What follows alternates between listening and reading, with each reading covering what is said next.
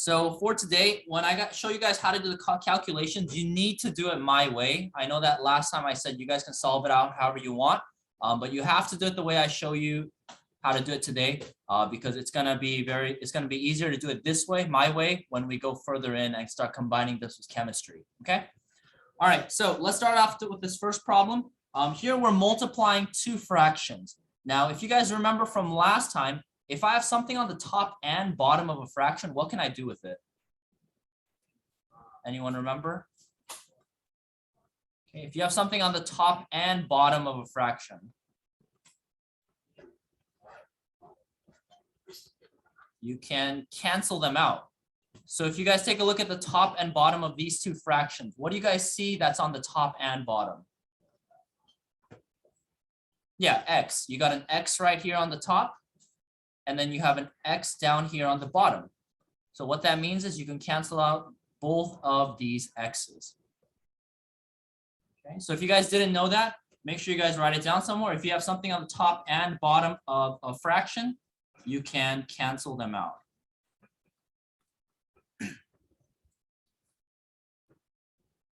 All right, so pretty easy to solve from here. We just need to multiply the top and divide the bottom. So the stuff on the top we multiply, and the stuff on the bottom we divide. Okay, so just make sure you have either your phone calculator or regular calculator out. So if we multiply the stuff on the top, 3 times 4 is 12. And since we have a y, we need to keep the y as well. Okay, and then on the bottom, we have 5, so we can just bring the 5 over. Since the x canceled out, the only thing on the bottom is going to be 5. Okay, so from here, all we need to do is top divided by bottom. So we just need to do 12 divided by 5, and that'll give us 2.4. And since we can't do anything about the y, we just need to keep the y. So 2.4y. Okay, and that's our final answer. Okay, so hopefully not too bad. Again, the only thing you guys really need to remember is that if there's something on the top and bottom of the fraction, you can cancel it out. That's going to be very helpful as we go forward today, because if you don't know that, you won't be able to solve anything today. So just make sure you have that written down somewhere. Okay. All right, so I'll give you guys maybe about 1.5 minutes to try the next one right there. Again, keep in mind, if you have something on the top and bottom of a fraction, you can cancel it out. So try solving that problem out, the second one down here. Okay, I'll give you guys about 1.5 minutes to check with the person next to you, but we'll go over it in 1.5 minutes.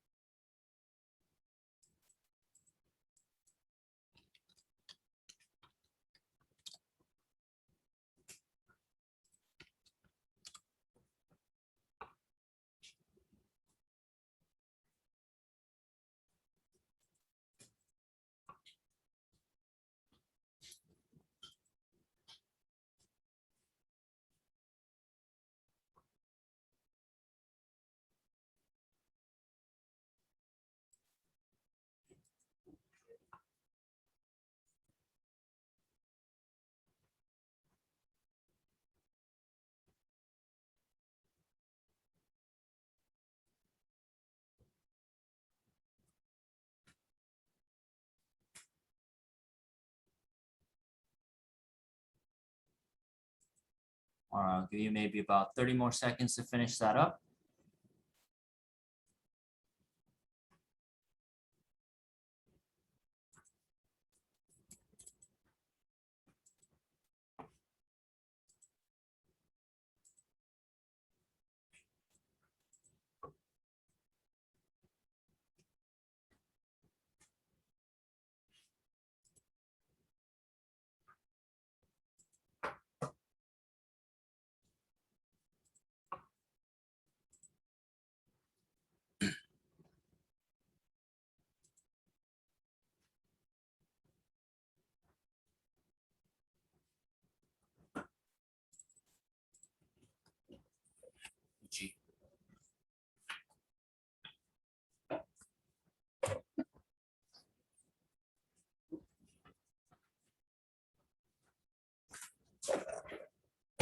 Alrighty, guys. So let's go over this problem and then we'll move on to the content for today. Okay.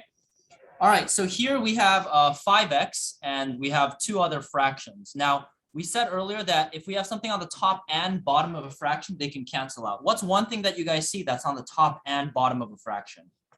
Yeah, y, right? Y. There's a y on the top and a y on the bottom. So these two can cancel out. Okay. Is there anything else? Okay, so if we look at 5x, right? If I have a regular number, how do we turn that into a fraction? Yeah, we can put it over 1, right? So if we put 5x over 1, what's on the top of the fraction and on the bottom?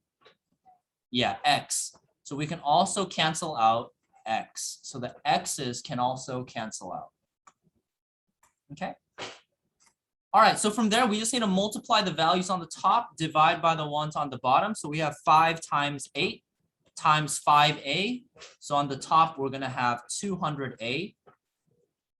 Okay, again, it's because I did 5 times 8 times 5. And then we can just divide the 200a by everything on the bottom. So we have 200 divided by 1, which is 200, divided by 0.7. And then we're going to divide that by 3.17. And that'll give us a final answer of 90.13. And I'm going to round up the third spot to 1a. Okay, so this is going to be our answer. Okay. So again, all we did was cancel out what was on the top and the bottom. And then we multiplied the numbers on the top. And then we divided by the numbers on the bottom. That's how we got 90.131a. Okay.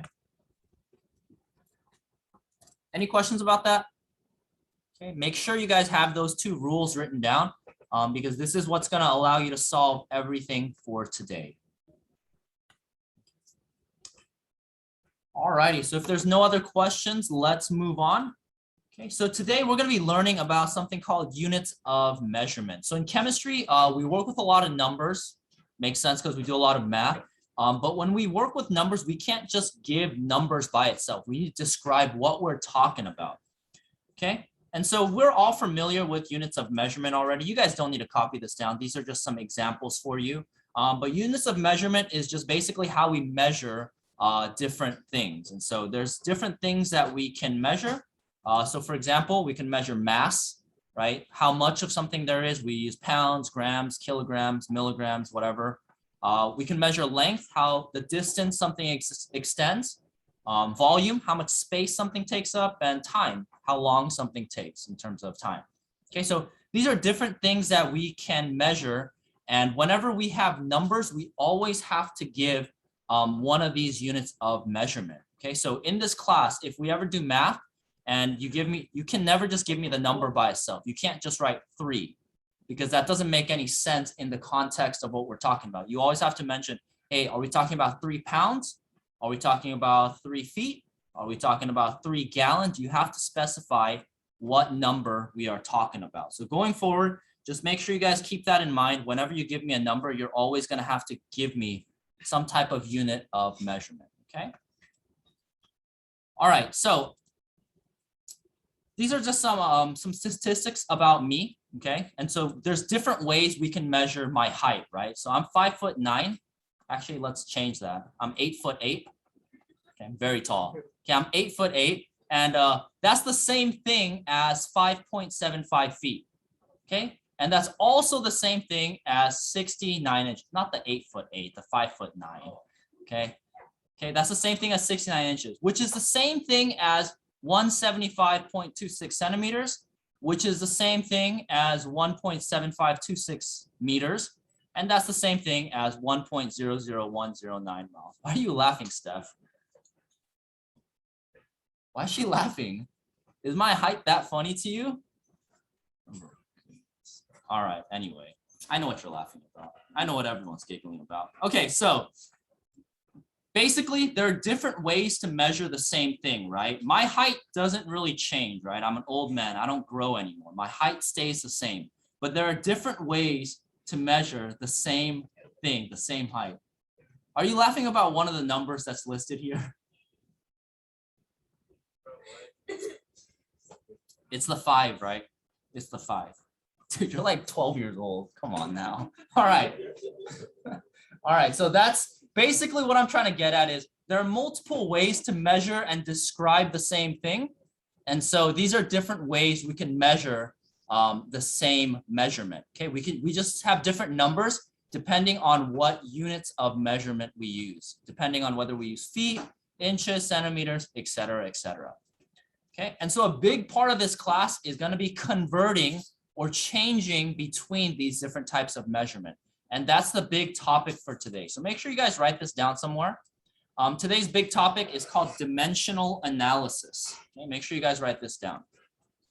Okay, and this is what we're going to be doing basically until we start the actual chem stuff. And even when we start the actual chem stuff, all our math is basically going to be dimensional analysis. It's basically converting from different units of measurement. So if I measure something, let's say in grams, and then I turn that into ounces, and then I turn that into pounds. That's what dimensional analysis is. It's just taking one measurement and changing it into different measurements based on the unit of measurement, okay? Another way we can think about this is if you wanted to convert from like days into hours, into minutes, right? That's dimensional analysis. It's just changing the numbers based on how we measure them, okay?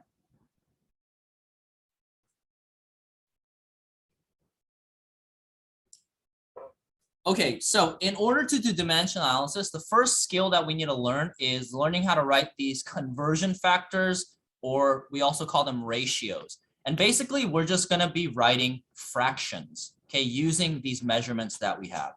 Okay, so I'll do the first two with you, and then I'll have you guys try the next two on your own or with the person next to you.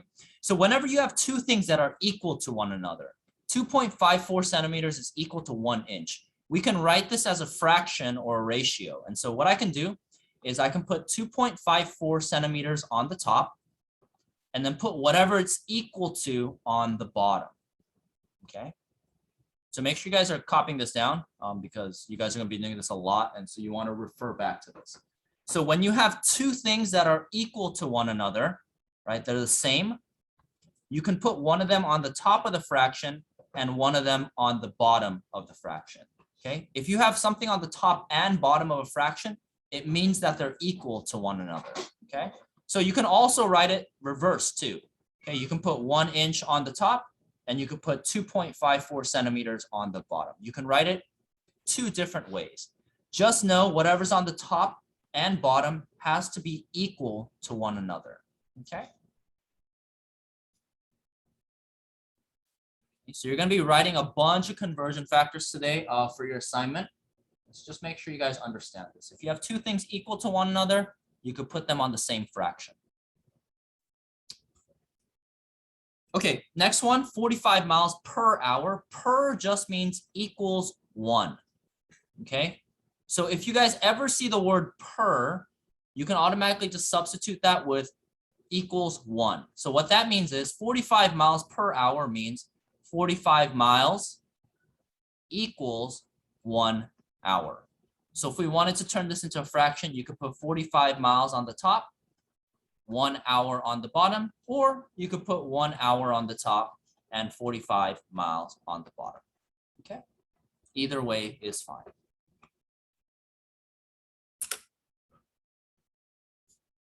Okay, so just again, you can just put two things that are equal to one another on the top and bottom of the same fraction. Okay, I'll give you guys a minute to try the other two. Work with the person next to you. I just want you guys to write ratios for those two values. You can give me one for each, or you can give me both for each, okay? I'm cool with whatever, but just make sure you guys put whatever is equal to one another on the same fraction. Take about a minute to do that, and then we'll come back together and go over it.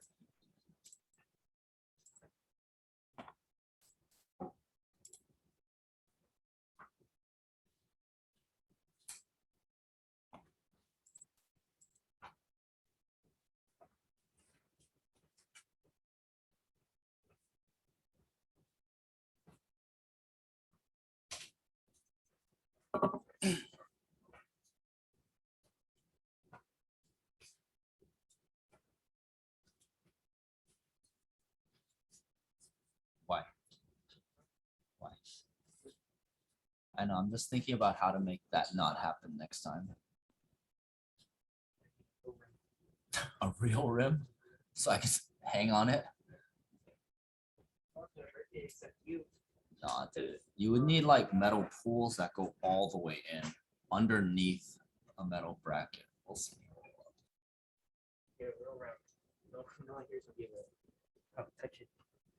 A 10-foot?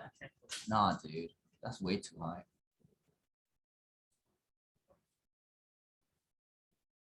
I want to do my nice trick dunks too. I might lower it next time. Yeah, right here in the middle.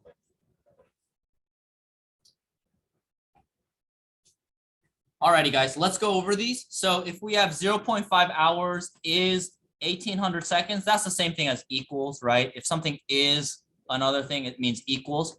So we can put 0.5 hours on top of the fraction and 1800 seconds on the bottom, or you can put 1800 seconds on the top and put 0.5 hours on the bottom. Same thing. Again, the fraction line just means equal to one another. And then 4 boxes contains 20 chocolates. We can put 4 boxes equals 20 chocolates. So we can put 1 on the top and then on the bottom. And then if you wanted to simplify it, you could have, because that's the same thing as 5/1. Okay. All right, pretty easy, right? Okay. So it's not going to stay there. We're going to start doing some calculations with this. I just wanted you guys to get comfortable writing these ratios. But now we're going to actually start doing math using these ratios to write. Okay. You guys might have noticed that there's 2 possible fractions that we can get from every equal sign, right? You can write with, you can put 2.4 on the top or 2.4 on the 5.4 on the bottom. So now we're going to figure out when do we use this one and when do we use this one, okay? Because it matters. Sometimes you'll want it on the top, sometimes you'll want it on the bottom, okay? And that's what we'll be talking about. All right, so we have a bunch of stuff here, but let's take it one step at a time. I want you guys to write this down because this is going to be kind of the key, the cheat sheet that you guys will use for the entire assignment and basically for the entire year, okay? You're always gonna write the given unit and you're gonna multiply it by a fraction with the desired unit, what you're looking for on the top and what you started with on the bottom. Okay, so desired unit just means what you're looking for, and given unit just means what you start with. Okay, make sure you guys write this down because this will be your guide to solving every single math problem in this class. Okay, whether it's for homework, for tests, for labs, everything is going to revolve around this concept.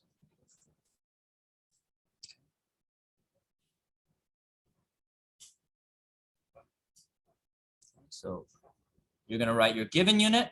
You're going to multiply that by a fraction. On the top, you put what you're looking for. On the bottom, you put what you start with. Okay, and this is how we're going to solve every single math problem. Okay.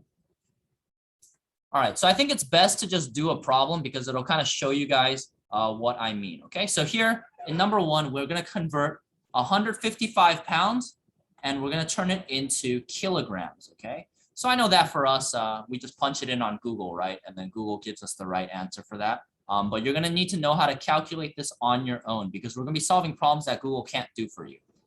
Okay, so whenever we have a problem like this, we always want to start by writing the number that we are given. Okay, the number that we're given is 155 pounds. Okay, so just make sure you write that somewhere on your paper. And again, this is the same thing as the given unit. This is what we're given. Okay, the problem gives us 155 pounds. So we're just going to write 155 pounds. All right. So far, so good? Okay. Then we're just going to copy this format right here. We're going to multiply it with a fraction. So we're going to just put times and then draw a fraction line. Okay, so I'm just copying down the format that I gave you right here.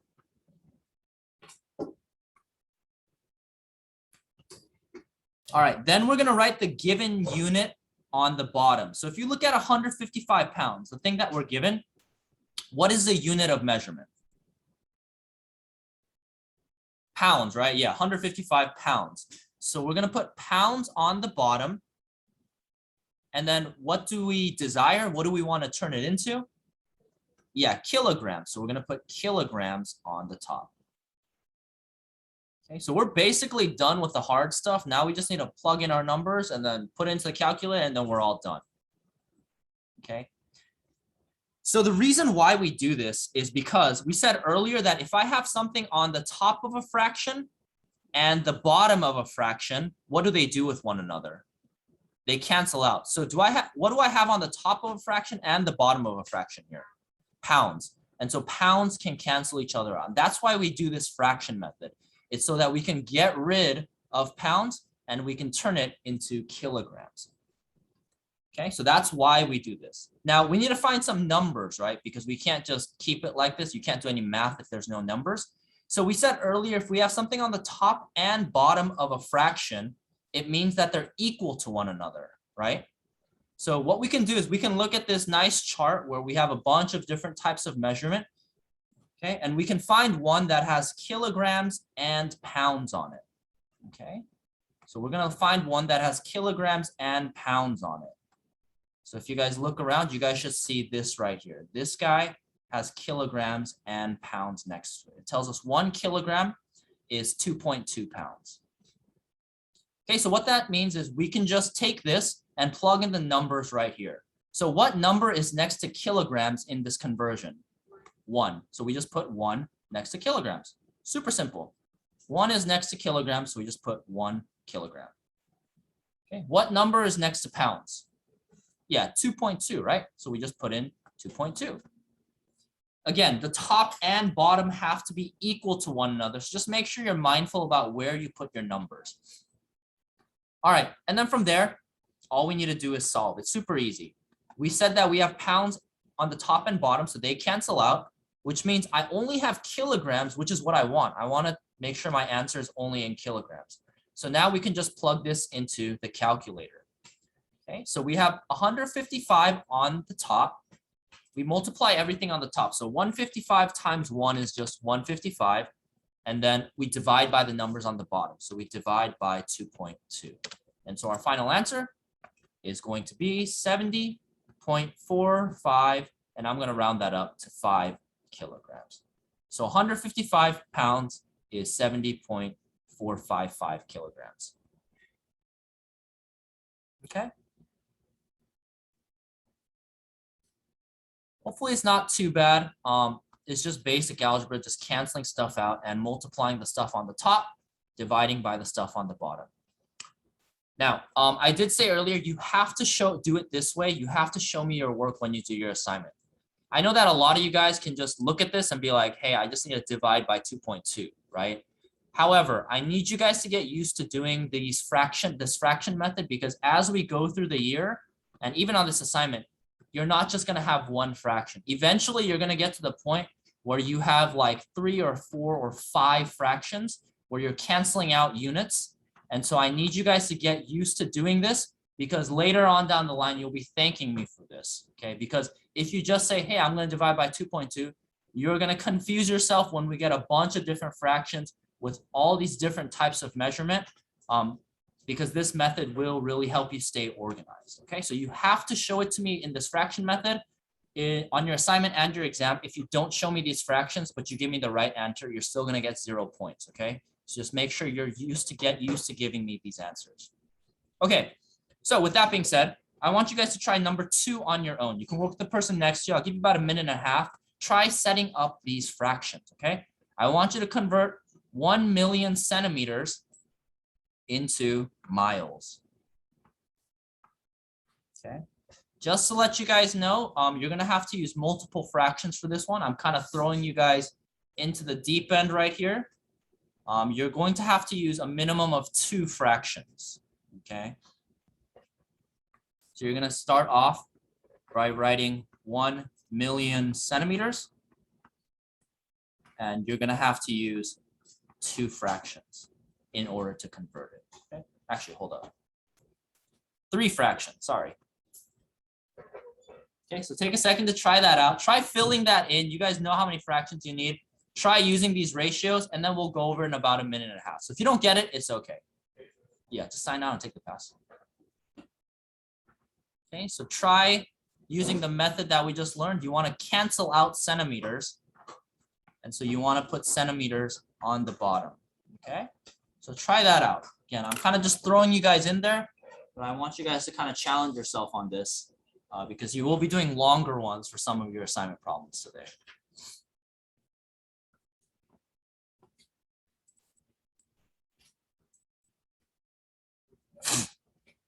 1206. Oh, hanging right there on the side. Yeah.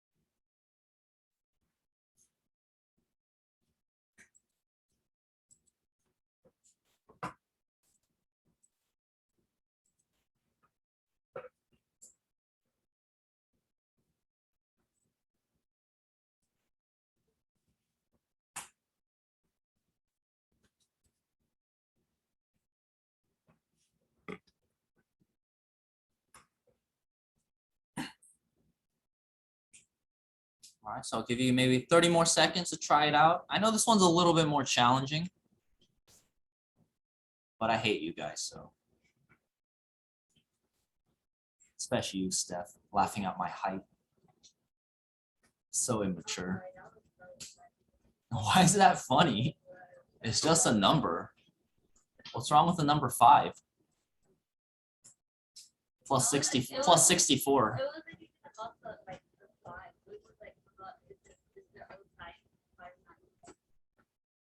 So my height's funny. My shortness is funny. Disrespectful.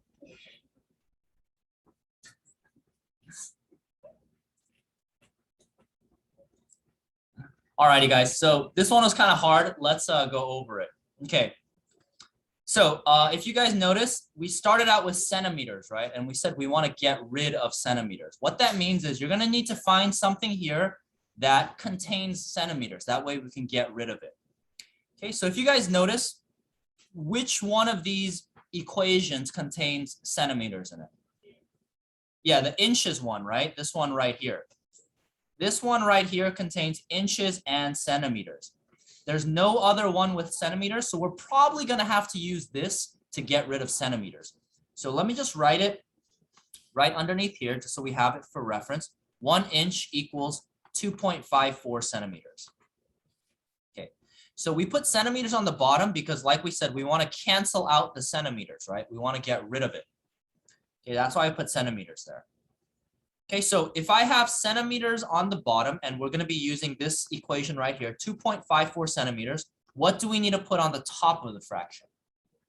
Yeah, 1 inch, because whatever's on the top and bottom of the fraction has to be equal to one another, okay? And we want to do this because if we use that fraction, we can cancel out the centimeters, and now we have inches. All right, so we're not there yet because we have inches, but we want to find miles. So we're going to find another equation, this time one with inches. And so if you look right underneath it, you should see 1 foot equals 12 inches. Okay, so we're going to be using this one right here. So for the second fraction, we're going to be using 1 foot equals 12 inches. All right, so since we have inches on the top here, but we want to get rid of it, should I put inches on the top or bottom of this one? Yeah, bottom. Okay, that way they can cancel out. Again, we said we're using this equation. The number next to inches is 12, so we're going to put 12 right here. And then the number on top is going to be 1 foot. Okay, and again, this allows us to cancel out the inches, and now we have feet. And we're almost done now, because I don't want feet, I want miles. So we finally find our last conversion right here, the first one, and it tells us how many feet equals 1 mile. So we're going to use that as our final equation. It tells us that 1 mile is equal to 5280 feet. Since I have feet here, one last time, where should I put feet on this fraction? Yeah, the bottom? Yeah. And then we're going to put 5280 on the bottom because that's what's next to feet. And then that is equal to 1 mile. And then the feet cancel out. And then there you go. Everything canceled out except for miles. And that's why we use this method, because we can keep track of our calculations and get rid of everything except the measurement we need, which is miles. Okay. All right. Before we solve this, any questions? Pretty sure there are, but let's just, yeah. What's up, Ron?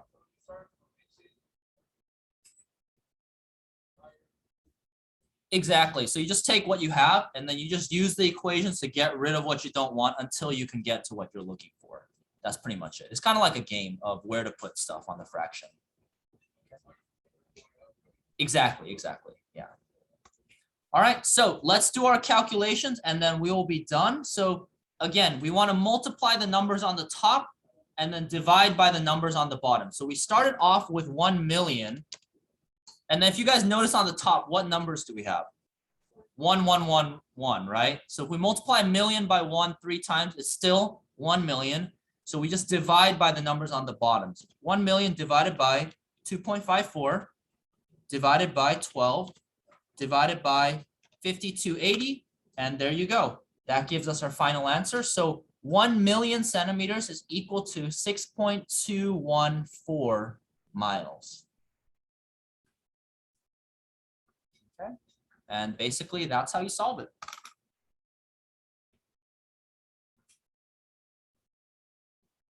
All right, so on your assignment today, you're gonna have a couple problem. I think one problem that's even longer than that. But usually I won't give you more than 3 until later on in the year. Okay. Yeah, but on your exam, you should be expecting longer ones. Okay? Around 3, 4, maybe 5. What? Okay. All right, we'll try one more together and then I'll let you guys get started on your assignment, okay? All right, so let's try number 3. Now this one is a little bit weird because we're starting with miles per hour and we want to turn it into feet per second. So now we're not just changing the top, we're also changing the bottom as well. Okay, so I'm actually going to make this a little bit easier for you guys. I'll make it feet per minute. Okay, so I want you guys to work with the person next to you. Take about 2 minutes. Try changing this into feet per minute. Okay, remember, per means over equals 1. So this starting number right here is going to be 65 miles per hour, which means it's over 1 hour. And you're going to be changing miles and you're going to be changing hours into feet per minute. Okay, so take about 2 minutes. Try that out with the person next to you. This is about as hard as it's going to get on the assignment. So if you guys get this, you guys should be fine. Take about 2 minutes. Try that out, work through it, and then we'll go over it together.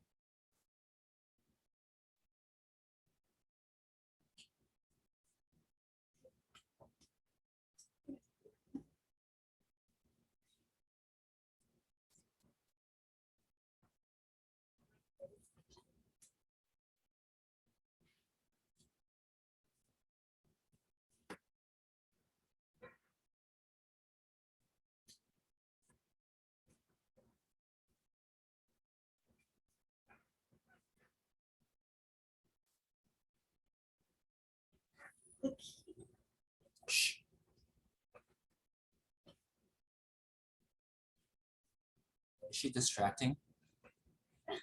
I'm not asking you. Why are you saying no? You're the distraction.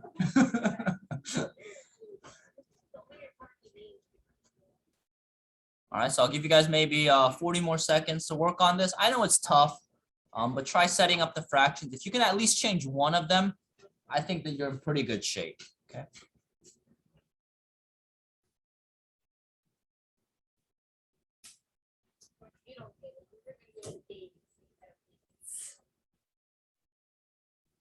Yeah, you don't want to turn it into days. You're going the wrong way.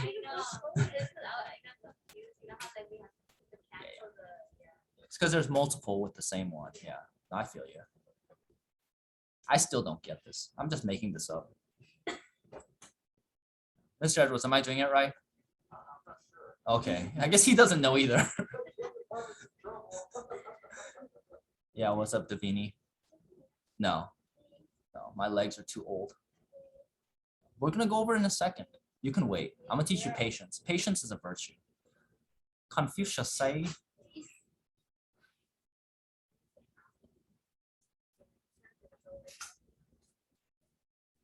Alrighty, guys, let's go over this, and then we'll get started on your assignment. Okay. Okay, so we said that 65 miles per hour basically means 65 miles in 1 hour. So we put it over a fraction. Okay. Now we want to turn miles into feet, right? Because they measure the same thing, length, and we want to turn hours into minutes because it measures time. Okay, so we want to get rid of miles on the top and turn it into feet, and we want to get rid of hours on the bottom and turn it into minutes. Okay, so let's start with miles. Okay, so we're going to set up a fraction. And so if I want to get rid of miles, where should I put it on this fraction? Yeah, bottom. Okay, that way it could cancel each other out. Okay, so if we look at this big chart right here, it looks like we have two different conversions with feet in it, or we have one with miles.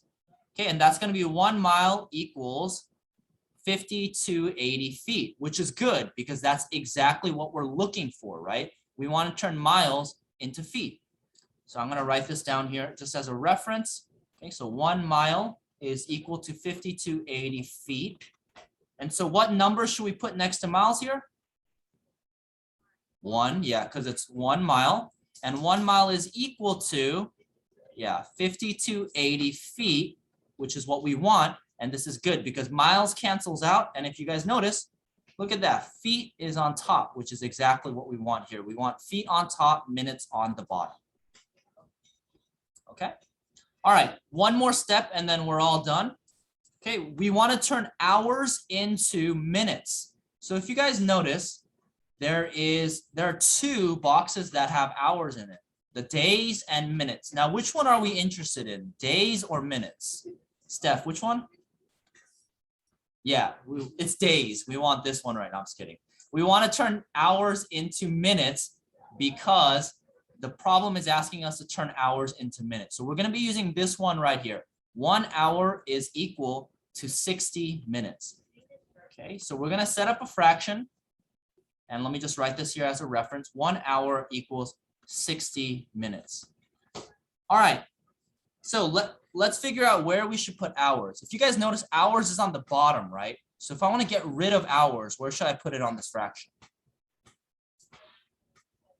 The top, yeah. We want to put it on the top because remember, top and bottom cancel each other out, right?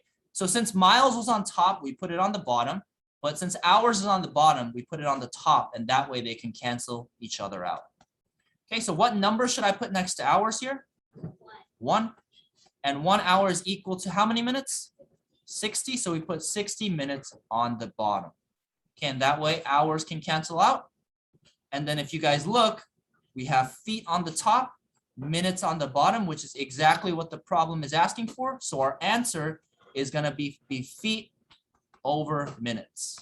Okay.